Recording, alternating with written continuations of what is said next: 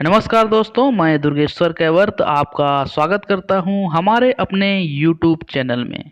आज हम जानेंगे जनरीतियां क्या हैं, रूढ़ी क्या है, दोनों की विशेषताएं क्या हैं और दोनों में अंतर क्या है। देखिए, समाज के जो आदर्श नियम होते हैं ये समाज के लिए रीढ़ की हड्डी होती है।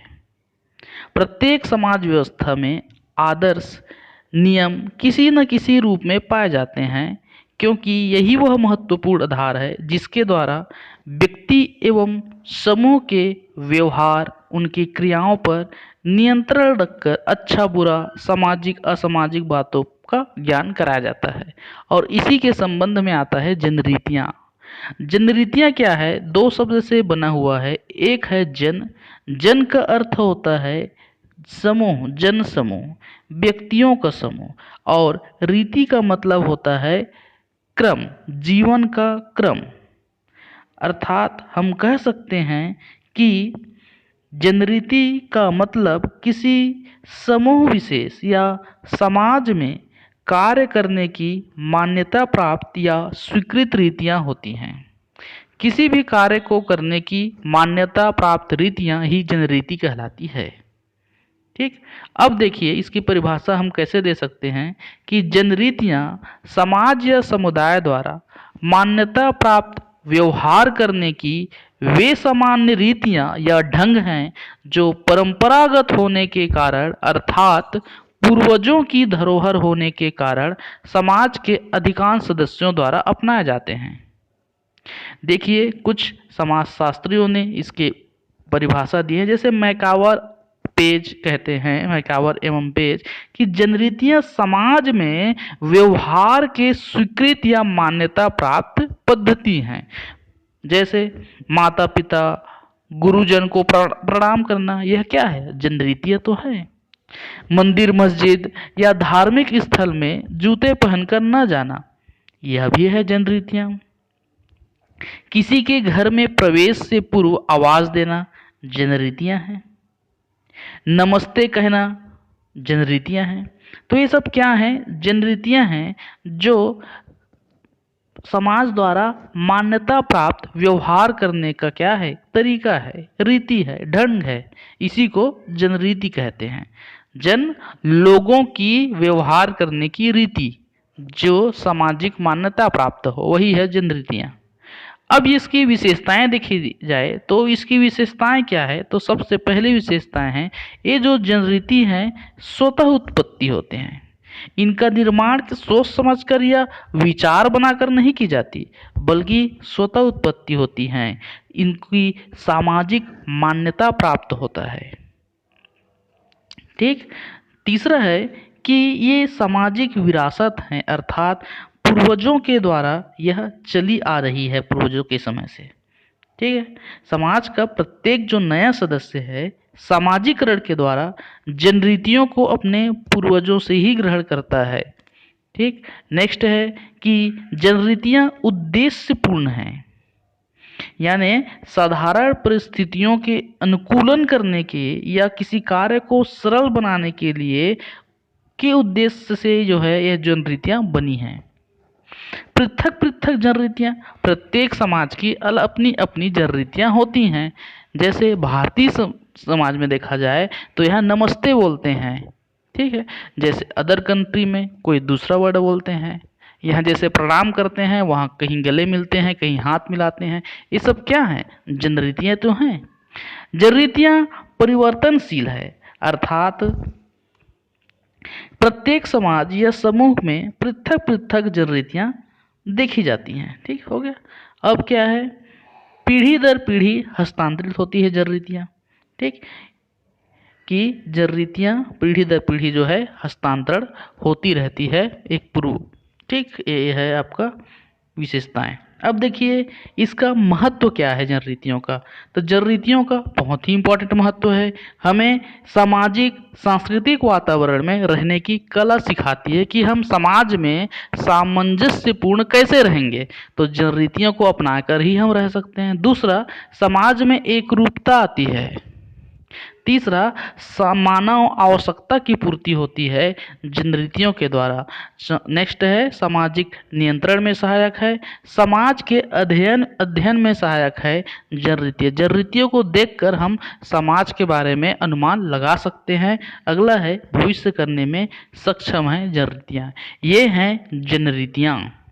अब जानते हैं हम कि रूढ़ी क्या है या लोकाचार जिसको बोलते हैं, लोक आचार क्या है। तो रूढ़ी, देखिए रूढ़ी की परिभाषा क्या है कि रूढ़ियाँ सामाजिक व्यवहार के वे नियम हैं जिन्हें समाज या समूह कल्याणकारी, ठीक है, देखिए कि व्यवहार के वे नियम हैं जिन्हें समाज या समूह कल्याणकारी उचित एवं उपयोगी समझकर स्वीकार करता है। यानी वे नियम जिन्हें समूह की कल्याणकारी मानकर स्वीकार किया जाता है तथा स्वाभाविक रूप से जो है पीढ़ी दर पीढ़ी हस्तांतरित होता है। यदि आप इसकी अवहेलना करोगे तो आपको दंड भी मिल सकता है, जैसे अपनी जाति में विवाह करना। यह क्या है? यह लोकाचार ही तो है, रूढ़ी तो है। ठीक, यानी आप कह सकते हो कि जो पिछले हमने भी जाना कि क्या जाना, जनरीति। जनरीति यदि अत्यधिक समय तक रहे तो यही जो है लोकाचार का रूप धारण कर लेती है, क्योंकि लोकाचार में एक समूह की भावना आती है, समूह कल्याण की भावना आती है। जबकि जनरीति क्या है? पारस्परिक अंतर, व्यक्ति से व्यक्ति के बीच जो संबंध होता है वह व्यवहार है जनरीति। जबकि लोकाचार में समूह कल्याण की भावना निहितार्थ होती है।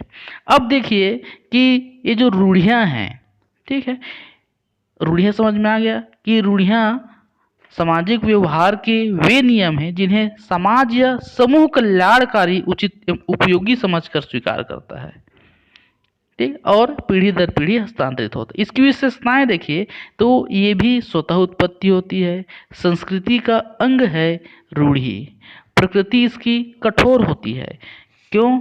क्योंकि रूढ़ी हस्तांतरित होती रहती है और इनके साथ ऐसी भावना जुड़ जाती है कि समाज कल्याण करने में सक्षम है, ऐसा मानते हैं रूढ़ी को। रूढ़ी में नैतिकता की भावना जुड़ी होती है, अर्थात ऐसा नहीं करने पर अनैतिक समझा जाएगा। रूढ़ी को उचित अनुचित सही गलत का मापदंड माना जाता है। रूढ़ी में सत्यता का गुण होता है, ठीक, क्योंकि इसी रूढ़ी का पालन करके हमारे पूर्वजों ने लाभ उठाया है, अतः हम भी लाभ उठा सकते हैं। इस प्रकार इसमें सत्यता का गुण पाया जाता है। रूढ़ियों में अनौपचारिक नियंत्रण में सहायक होता है, अतः समाज के जो नियंत्रण करने में, समाज को नियंत्रित करने में यह सहायक होता है और रूढ़ियाँ उचित होती हैं। ऐसा माना जाता है कि अधिकांश स्थितियों में रूढ़ियाँ उचित होती है क्योंकि समाज या समुदाय की सामान्य स्वीकृति इसके साथ जुड़ी होती है।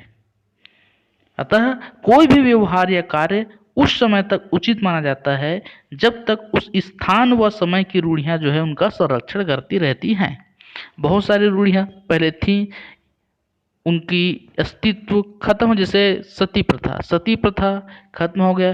क्यों? क्योंकि आवश्यकता ही नहीं थी उसकी। तो ये जो रूढ़ियाँ हैं तब तक बनी रहती है जब तक कि समाज और समुदाय के साथ इसकी स्वीकृति जुड़ी रहती है, ठीक। तो ये हैं रूढ़। अब हम जानेंगे जनरीति और लोकाचार में अंतर क्या है। 2015 30 शब्द में आया है, 2013 30 शब्द में क्वेश्चन आया हुआ है। तो देखिए जनरीति स्वीकृति के आधार पर कि जनरीतियाँ साधारणतः यह सामाजिक जीवन के व्यवहार के सामान्य नियम हैं, सिंपल सा। वही लोकाचार क्या है? सुस्पष्ट तथा अत्यधिक आवश्यक माने जाते हैं। जैसे अदर कास्ट में आपको शादी नहीं करना है, यह लोकाचार है। लेकिन जनरीतियाँ क्या है? सामान्य नियम है। जैसे अपने से बड़ों का पैर छूकर प्रणाम करना, ये जनरीति है। दूसरा देखिए व्यापकता, स्वीकृति की व्यापकता के आधार पर कि जनरीतियाँ रूढ़ी की अपेक्षा कम सामाजिक स्वीकृति प्राप्त होती है, जबकि रूढ़ी अधिक व्यापक होता है, सामाजिक स्वीकृति अधिक है। इसकी प्रकृति देख लीजिए, यह व्यक्तिक है इसकी प्रकृति, अतः इनके पालन करने के पीछे व्यक्तिक साथ जुड़े रहते हैं। उल्लंघन करोगे भी जनरीति का तो व्यक्तिक स्तर पर ही हानि होगी, लेकिन लोकाचार में की प्रकृति सामूहिक होती है। इसके उल्लंघन करने से पूरे समाज को क्षति पहुंच सकती है। नेक्स्ट है कि समय सीमा। जनरीतियां जब बहुत पुरानी हो जाती है, ठीक है, बहुत पुरानी हो जाती है तब तथा समय परिवर्तन के पश्चात यदि उपयोगी बनी रहती है तो यह लोकाचार का रूप धारण कर लेती है। क्लियर। यदि जनरीतियां बहुत अधिक समय तक चलती रहे तो वह लोकाचार का रूप धारण कर लेगी, लेकिन ऐसा नहीं हो सकता कि जनरीति के रूप में नहीं बदल सकता लोकाचार। समझ में आया कि जनरीति तो लोकाचार में बदल सकता है, लेकिन लोकाचार जनरीति में बदल जाए ऐसा नहीं हो सकता। तो ये सब आपके डिफरेंस है, 4 पॉइंट है। क्लियर है। तो आई होप आपको जनरीति और लोकाचार समझ में आ गया। सिंपल सा है कि जनरीति लोक व्यवहार के नियम या ढंग हैं जिसकी सामाजिक मान्यता प्राप्त होती है, और यही नियम या ढंग अत्यधिक समय तक रहे तो वह लोकाचार बन जाता है। क्लियर है। तो आई होप आपको वीडियो समझ में आया होगा।